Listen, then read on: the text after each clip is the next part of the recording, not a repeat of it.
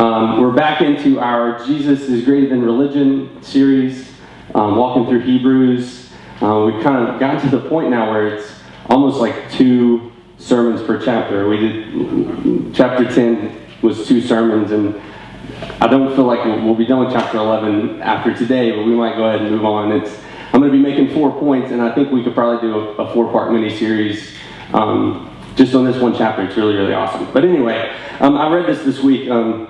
There's a police exam in London, and a cadet was taking it, and he came to the question, and it just read this: you were on patrol in outer London when an explosion occurs in a gas main in a nearby street. On investigation, you find that a large hole has been blown in the footpath, and there is an overturned van lying nearby. Inside the van, there is a strong smell of alcohol. Both occupants, a man and a woman, are injured.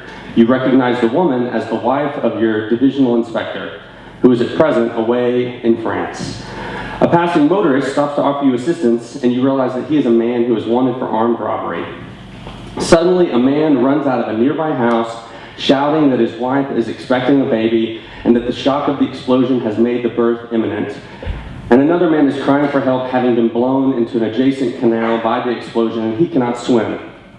So, bearing in mind the provisions of the Mental Health Act, describe in a few words what actions you would take. So the cadet thought for a moment, picked up his pen, and wrote, I would take off my uniform and mingle with the crowd. That's the attitude that this letter is written to. We have this community of Hebrews who have been newly converted under this belief system of the rabbi Jesus. And slowly but surely, the Jewish leaders, the Sanhedrin, have been catching wind and kind of kicking these Hebrews out of the synagogue. And so they're thinking, well, life is getting tough. Maybe it will be easier just to go back, just back to the way things were. That was the easy life. And so throughout this book, we have been building this argument that Jesus is greater than fill in the blank. Jesus is greater than the angels. Jesus is greater than Moses. Jesus is greater than Abraham. His blood is greater. His covenant is greater. Everything is greater. And then at the end of chapter 10, the writer is kind of encouraging these young believers to persevere, to keep pushing on. And it's the 4th warning in the book, and that all of the warnings kind of are along the same lines. Just keep going. Just keep pushing on. There's a goal in mind. And he kind of gets a little bit serious with it at the end of chapter 10. He says, if the penalty for breaking the law of Moses is physical death, what do you think will happen if you turn on God's Son, spitting on the sacrifice that made you whole? So he makes it sound like there's 2 options. There is perseverance, or there's a falling away, or a turning around. There's no coasting. There's no hanging out where you are because you're comfortable with that level of commitment. 2 options: perseverance or falling away. And then he starts getting into chapter 11, which is really more of an encouragement. So we're past that warning, and we're moving into the encouragement of chapter 11. It's one of my favorite books in the Bible. I really am just thankful to be able to preach it, and I really, really like the introduction at the end of chapter 10. So that's where we're going to pick up. Hebrews 10:35. So do not throw away your confidence. It will be richly rewarded. You need to persevere so that when you have done the will of God, you will receive what he has promised. For in just a little while, he who is coming will come and will not delay. But my righteous one will live by faith, and I take no pleasure in the one who shrinks back. And those are both quotes from Nehemiah. But we do not belong to those who shrink back and are destroyed, but to those who have faith and are saved. The fundamental fact of existence is that this truth in God, this faith, is the firm foundation under everything that makes life worth living. It's our handle on what we can't see. The act of faith is what distinguished your ancestors, set them above the crowd. So what we need to do right now is we're going to pinch our noses because we're about to step in deep. It's one of the every word is full of meaning. I grew up in the church, kind of old school, so I memorized the beginning of this in the King James Version of the Bible. I was reading from the NIV Message kind of together. But the King James Version says, faith is the substance of things hoped for, the evidence of things not seen. And it's interesting here how much is woven throughout this book. The substance of things hoped for, that word substance, the writer's referring back to chapter 1. He uses the same word when referring to Jesus whenever he says, the Son is the radiance of God's glory and the exact representation of his being. That being there is the word substance. So what it's saying is the Son is the exact representation of God's substance, his essence. So even in this statement about faith, the writer's reminding us of the entangledness of Jesus and God. That's not a word you'll hear, and I think if you type it, it'll have a red line under it. But there's a connection that's going on where they can't be separated. So that's what we're going to start off with today in our 4 statements. The first one is going to be faith is the substance of hope. They're meshed together like Jesus the Son, God the Father. 2 and 1 and 100% man, 100% God, all just kind of formed into one. And I've spoken about this before. Both the word faith and the word hope, they don't have the same meaning as we would use in common vernacular. Specifically hope, because we're going to be talking the rest of the sermon about faith. But hope, it's not the way we use it, like wishful thinking. The Greeks had a very specific word picture in mind whenever they used this Greek word hope. And I read some work by this guy named Skip Moe, and he does word studies, and he puts it like this: for the Greeks, hope is that function of human existence that projects us beyond current reality towards something better, even beyond inevitable death towards the truth and the beautiful. Although the notion of a personal afterlife is not what the Greeks had in mind, but hope can be deceptive. Human beings are notorious for hoping for the better when the reality is that better never comes. We have all experienced that disappointment of placing confidence in someone or something that turns out badly. But we're writing this letter to a group of Hebrews, and immediately they would think of the Hebrew word for hope, which is meshed with the trustworthiness of God. So that's what they're thinking when they say hope. Kind of an expectant certainty.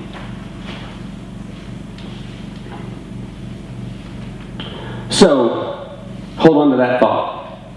Hope is that function of human existence that projects us beyond the current reality towards something better. And then we're going to go on to number 2. Faith is the evidence of the unseen. It's a combination you don't hear very often. Faith and evidence. And when you do, they're always in contrast to each other. I teach math at Spring Hill High School. I also have a master's degree in physics. I'm a scientist. And I hate that anytime you bring up the word evidence, it's kind of the flip side of the coin of proof. If you were to look it up on Wikipedia right now, Wikipedia defines faith as this. Faith is defined as confidence or trust in a being, object, living organism, deity, view, or in the doctrines or teachings of a religion. Faith is used to refer to a belief that is not based on proof or evidence. But the writer here he's supposing that faith is going to act as an evidence for something, take the place of that evidence. In mathematics, we call that a postulate or an axiom. It's where you begin your argument. It's assumed to be correct while you work through the logic of what you're about to do.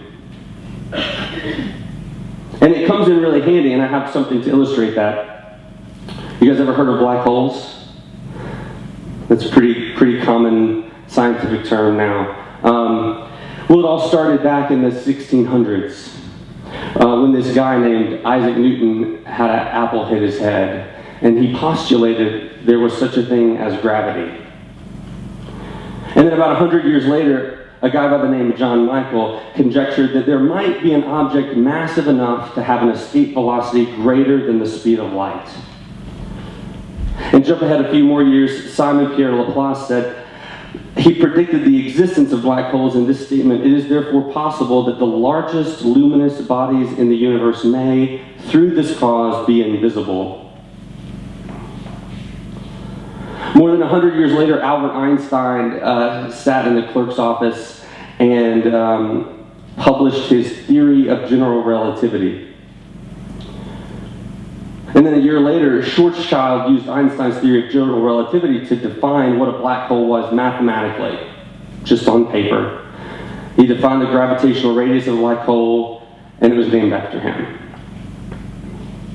But the interesting thing is, Sir Eddington teamed up with Einstein, who wrote the theory, and they both agreed that black holes couldn't exist.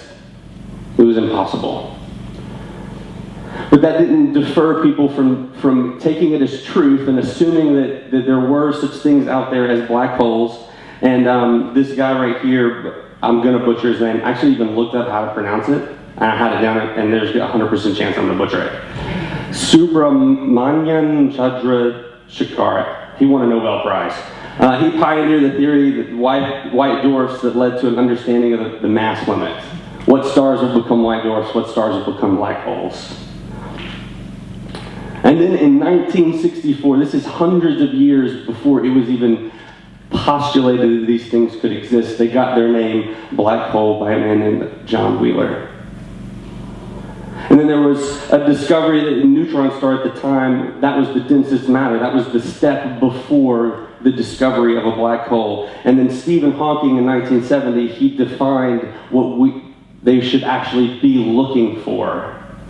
And then they looked for it, and in 1970, Cygnus X1 was the first good black hole candidate. It emitted X-rays, and it had a companion smaller than Earth, but with a mass greater than that of a neutron star. So it was a little bit too small and a little bit too heavy. Anybody here have that problem? Some self-esteem issues. But you look at that and you think, you just look out in space, that would be a pretty obvious thing to see, but they're called black holes for a reason. We still haven't seen a black hole. This is the picture of Cygnus X1.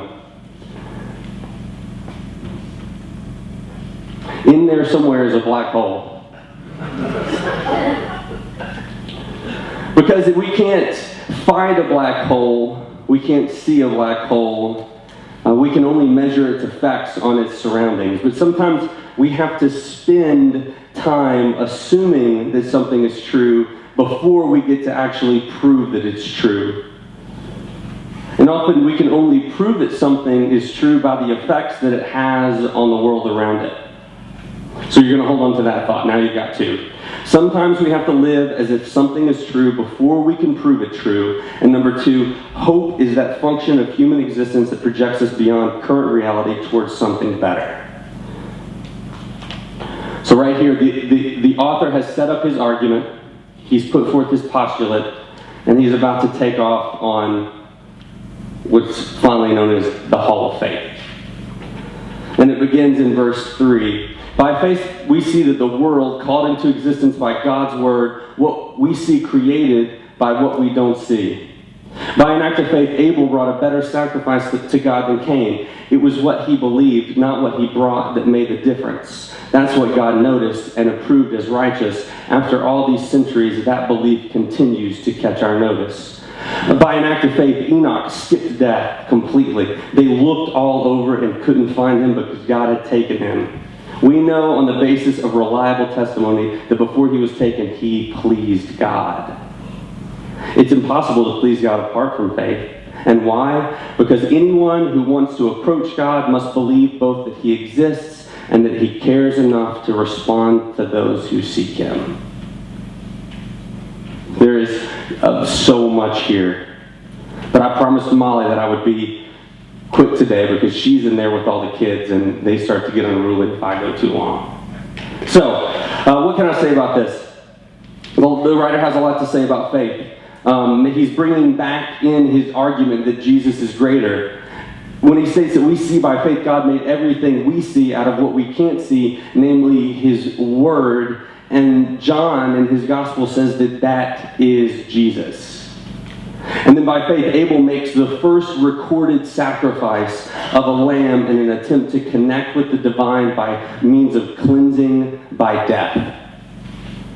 And then this is the best, by faith, Enoch didn't die. He went on a walk and never came home. He was walking down the road, he stepped into eternity.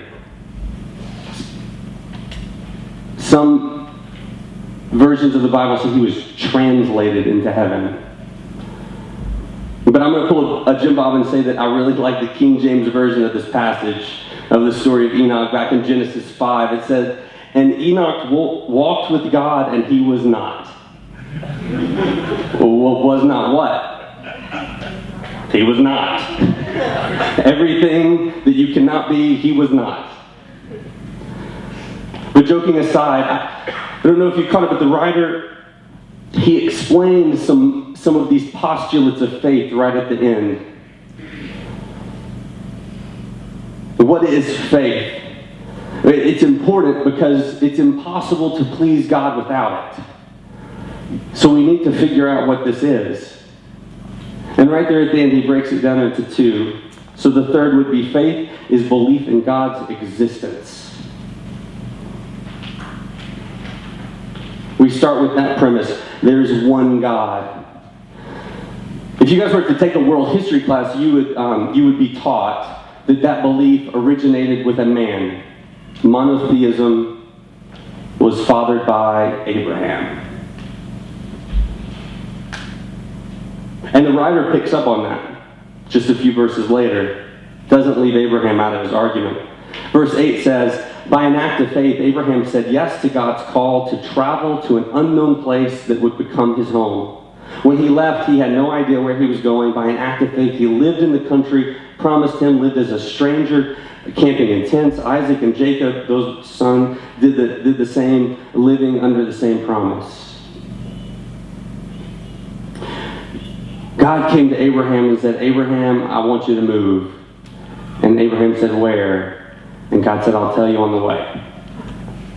And I could just picture the conversation between Abraham's neighbor and Abraham. You know, he's like packing up, getting ready to leave, and his neighbor's like, "Hey, Abram." And that wasn't a nickname, that was actually his name at the time. God changed it later. He said, "Abram, where are you going?"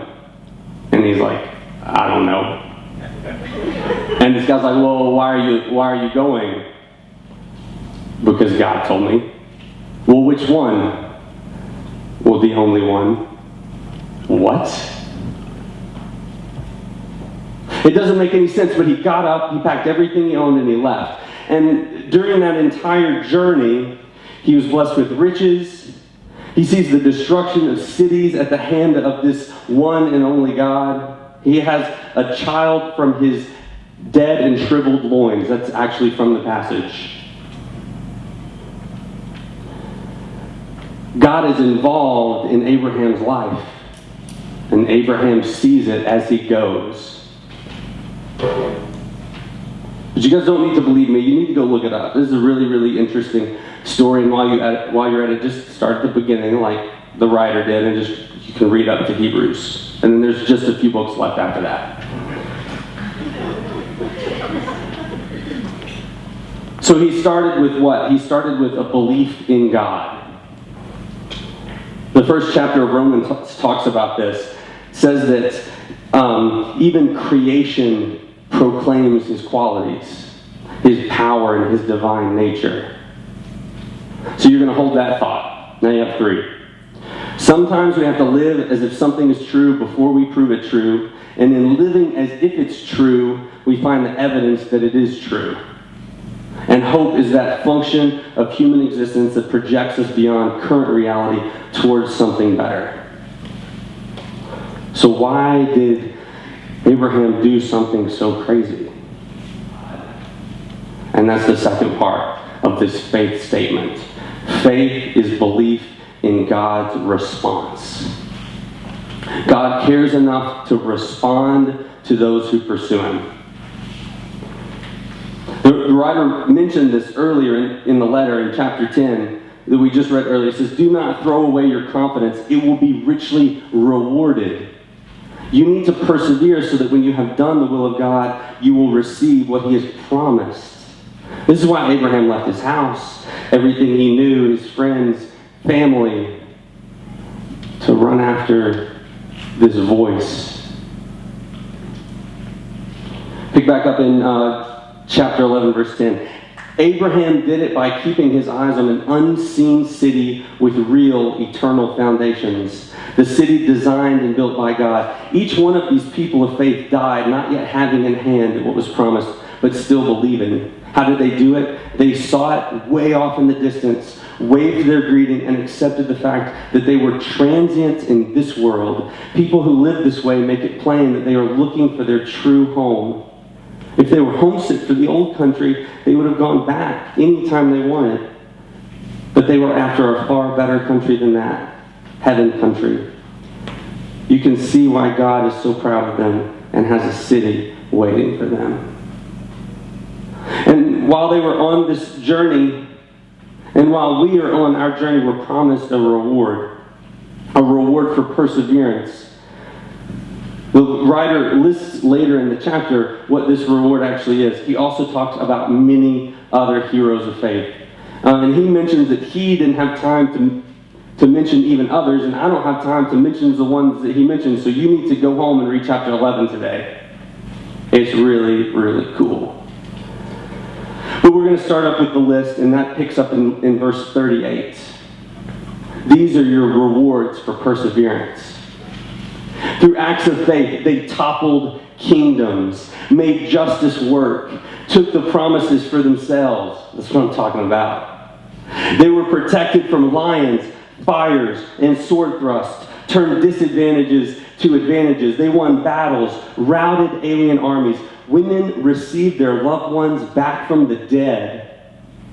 There were those who, under torture, refused to give in. That's in there too.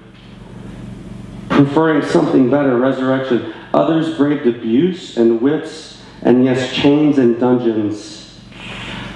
We have stories of those who were stoned, sawed in two, murdered in cold blood. Stories of vagrants wandering the earth in animal skins, homeless, friendless, powerless. The world didn't even deserve them, making their way as best they could on the cruel edge of the world.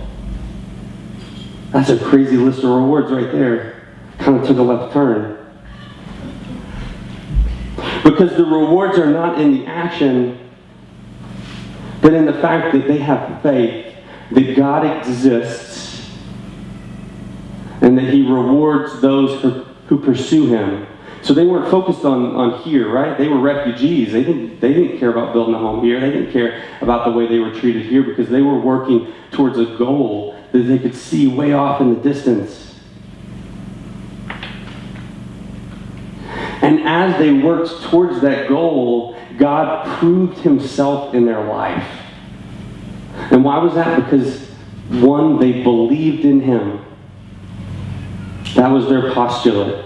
They believed in the existence of God and that God rewarded those who pursue him. And you might say, it's bad to start off with postulates like that. In math, actually, postulates are supposed to be self-evident, so there's a whole argument there. But it works. If you take that as fact in your life, God exists, and he's interested in rewarding you for pursuing him, then you can't help but see the evidence of his existence. And sometimes it's awesome in blessings, but sometimes it's working through the pain because he's there also. Now we're finally to the part where you can get your inserts out. You guys know what this is? I'm sure, I would be surprised if anybody knows the actual name. I had to look it up. Magic eye? No, it's called a stereogram. So if you look at it, it looks like abstract art, right? Something you'd find in any Fable home. But if you look past it, you can actually get a 3D image to pop out. So you could do it up here, but I also printed one off in the program, so you can look at that.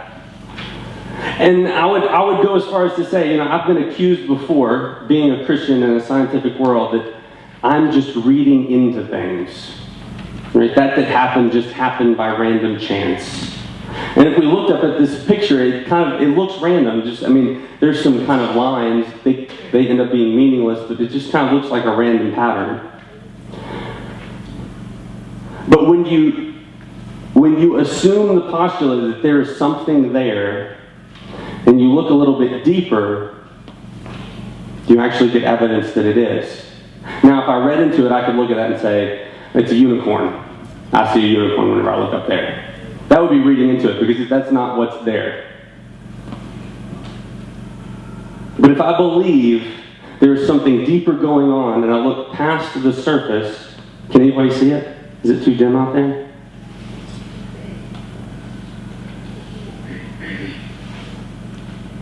You can take a second to look at it after church. It's a hand, right? Which makes sense, because we're looking for God's hand in the world around us. So as the band makes their way up on stage, I'm going to kind of have a closing thought. We can go on and on and on through life, just blaming the things that happen on random chance, on bad luck. Or we can choose to, for just a while, believe that God exists and that He cares about me. And what the writer of Hebrews is saying right here is, God wants to reveal Himself to you. He's not going to let those two beliefs go unrewarded. He wants you to be part of His narrative, the story that He's telling of redemption, the redemption of the world out of its fallen state, and He wants you to be part of it. And sometimes it will be beautiful, and sometimes it'll be ugly, but it will always be amazing because He's writing it. And that's where we pull it all together. Sometimes we have to live as if God exists and will respond to our pursuit before we can prove that He's true. But then in living in that truth, we find evidence that it is true. And that takes us to the reward. Hope is that function of human existence that projects us beyond current reality towards something better, a heavenly city, knowing that God rewards those that have faith in Him. So that's my challenge for you guys this week. Go out into the world, into your community, wherever you might be, work, school, home. Look for God's hand. You might have to look past the surface, and you might have to look with the assumption that He's working, but I guarantee you He'll reward it. Let's pray.